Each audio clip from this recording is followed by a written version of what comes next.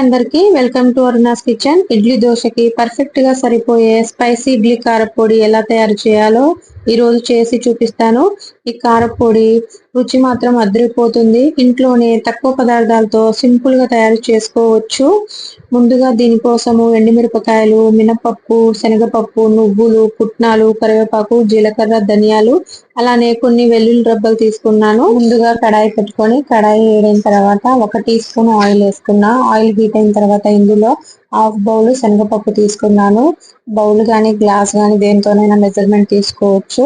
Half bowl శనగపప్పు తీసుకొని medium flame లో దీన్ని ఎర్రగా వేగేదాకా కాల్చుకోవాలి.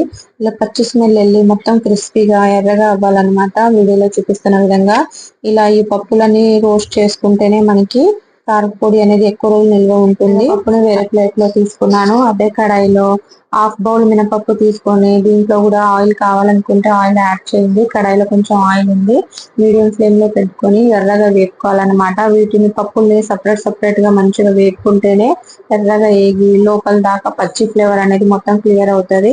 ఈ మినపప్పును కూడా ప్లేట్ లో తీసుకున్నాను. అదే కడాయిలో 1 టీ స్పూన్ ఆయిల్ వేసుకొని ఎండుమిరపకాయలు ఇవి 15 నుంచి 20 దాకా ఉన్నాయి. వీటిని ఇలా రెండుగా తింపుకున్నాను. వీటిని లో ఫ్లేమ్ లో పెట్టుకొని మంచిగా క్రిస్పీగా అయ్యేదాకా వేపుకోవాలి. ఎక్కువ నిల్వ ఉండడానికి కూడా ఇది ఒక టిప్ అండి. అన్ని మంచి వేగితేనే పచ్చి ఫ్లేవర్ వెళ్ళి కూడా ఎక్కువ రోజులు నిల్వ ఉంటుంది. ఇవి ఎండుమిరపకాయలు వేగిన తర్వాత ఇందులో 2 స్పూన్ల ధనియాలు, 1 స్పూన్ జీలకర్ర వేసి వీటిని కూడా క్రిస్పీగా అయ్యేదాకా లో ఫ్లేమ్ లోనే వేపుకోవాలి. ఇంకో 2 నిమిషాలు వీటిని ఫ్రై చేసుకుంటూ కలుపుకుంటూ ఫ్రై చేసుకోవాలన్నమాట. మళ్ళీ ఇందులోనే నువ్వులు యాడ్ చేయడం వల్ల మంచి టేస్ట్ వస్తుంది. 2 స్పూన్ల నువ్వులు తీసుకున్నాను.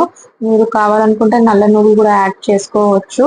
నేను వైట్ నువ్వులు యాడ్ చేసుకుని వీటిని కూడా చిటపట్లాడేదాకా ఫ్రై చేసుకున్నాను. ఒకటి తర్వాత ఒకటి వేసుకుంటూ మంచిగా వేపుకోవాలి లో ఫ్లేమ్ లో పెట్టుకొని.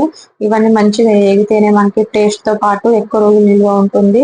ఇందులో 2 స్పూన్లు నేను పుట్నాలు వేసుకుంటున్నాను. పుట్నాలు కొంచెము ఇంట్లో క్లైమేట్ కి మెత్తబడతాయి కదా స్టోర్ చేసుకోవడం వల్ల, అందుకే వీటిని కూడా వేసుకొని ఇంకో 2 నిమిషాలు లో ఫ్లేమ్ లో వేపుకున్నా. ఇలా ఫ్రై అయిపోయినాయని వీటిని ముందుగా మనము పప్పులు తీసుకునే ప్లేట్ లో పెట్టుకుంటున్నాను. వీటన్నిటిని ఒకే ప్లేట్ లో తీసుకోవచ్చు. మనం ఫ్రై చేసుకునేటప్పుడే సపరేట్ గా ఫ్రై చేసుకోవాలి. అదే కడాయిలో నేను హాఫ్ బౌల్ కరివేపాకు తీసుకున్నా. ఈ కరివేపాకుని ముందుగానే నేను క్లీన్ చేసుకొని శుభ్రం చేసుకున్నాను అనమాట, తడి అనేది లేకుండా. దీన్ని కూడా క్రిస్పీగా ఫ్రై అయ్యేదాకా ఫ్రై చేసుకొని ఆ ప్లేట్ లోనే వేసుకుంటున్నాను. వీటన్నిటిని మనం కంప్లీట్ గా చల్లారనివ్వాలి. ఇలా చల్లారిన తర్వాత మనం గ్రైండ్ చేసుకుంటేనే పొడి అనేది ఎక్కువ రోజులు నిల్వ ఉంటుంది. ఇలా వేడిగా ఉన్నప్పుడు గ్రైండ్ చేయడం వల్ల సరిగా గ్రైండ్ అవ్వదన్నమాట. ఇది కంప్లీట్ గా చల్లారనివ్వాలి.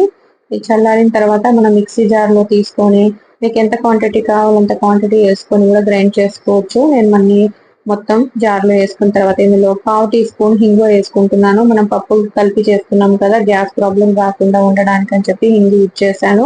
అవసరం లేకపోతే స్కిప్ చేసేయవచ్చు. టేస్ట్ కి తగ్గట్టు సాల్ట్, అలానే కొన్ని వెల్లుల్లి దెబ్బలు తీసుకొని దీన్ని గ్రైండ్ చేసుకున్నా. మరీ పిండిలా కాకుండా కొంచెము బరకలాగా గ్రైండ్ చేసుకుంటేనే టేస్ట్ ఉంటది.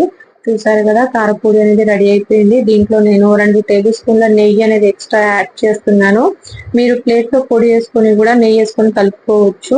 అలా కలుపుకోవడం వల్ల మన చేతికి అంతా అంటే అంత పెద్ద ప్రాసెస్ లాగా ఉంటది. అందుకని నేను మిక్సీ జార్ లోనే నెయ్యి అనేది వేసి ఇంకోసారి గ్రైండ్ చేసుకున్నాను. చేసుకోవడం వల్ల నెయ్యి అంతా ఫ్లేవర్ కారపొడి పట్టి టేస్ట్ అండ్ స్మెల్ అనేది సూపర్ ఉంటది. ఇది ఇడ్లీలోని, దోశలో గానీ, వేడివేడి అన్నంలో గానీ వేసుకొని నెయ్యితో పాటు తింటే టేస్ట్ అనేది సూపర్ గా ఉంటది.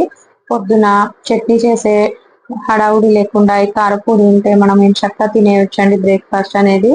దీన్ని మనం ఎక్కువ రోజులు స్టోర్ చేసుకోవాలనుకుంటే తడి అనేది లేకుండా మనం ఈ ప్రాసెస్ అంతా చేసుకోవాలన్నమాట. దీన్ని అలానే స్టీల్ డబ్బాలో గానీ, గాజు సీసాలో గానీ స్టోర్ చేసుకుంటే ఎక్కువ రోజులు నిల్వ ఉంటుంది. దీన్ని ఫ్రిడ్జ్ లో పెట్టుకున్నా కూడా ఎక్కువ రోజులు నిల్వ ఉంటుంది. మెయిన్ మనం చేసేటప్పుడు తడి అనేది అసలు తగలకూడదు అనమాట. టేస్ట్ అనేది చాలా బాగుంటదండి. తప్పకుండా ట్రై చేయండి. రెసిపీస్ మీకు నచ్చితే లైక్ చేసి, షేర్ చేసి, సబ్స్క్రైబ్ చేయడం మాత్రం మర్చిపోకండి. ప్లీజ్ సబ్స్క్రైబ్ చేసుకోండి. పక్కనే ఉన్న బెల్ ఐకాన్ కూడా క్లిక్ చేసుకుంటే నెక్స్ట్ వచ్చే నా రెసిపీస్ మీకు ఈజీగా తెలుస్తుంది.